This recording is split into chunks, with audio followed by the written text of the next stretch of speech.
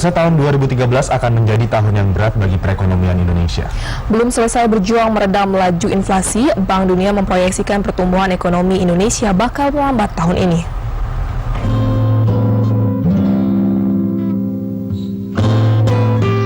Dihadapkan pada kondisi ekonomi tersebut, pemerintah dan kalangan dunia usaha optimis perekonomian Indonesia masih memiliki prospek yang cerah tahun ini.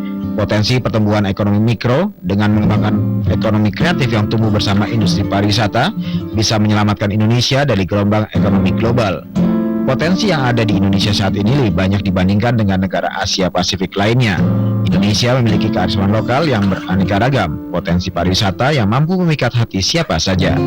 Hal tersebut dapat menjadi inspirasi para pelaku usaha untuk mengembangkan bisnis potensial tersebut, di mana peluang dan pasar masih terbuka luas.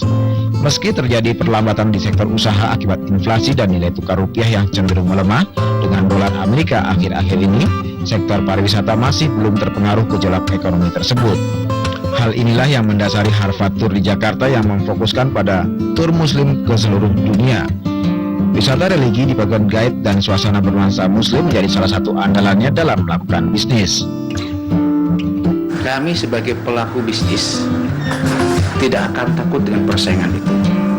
Karena orang yang takut dengan persaingan, bisnisnya pasti tidak akan bisa naik, tidak akan bisa maju.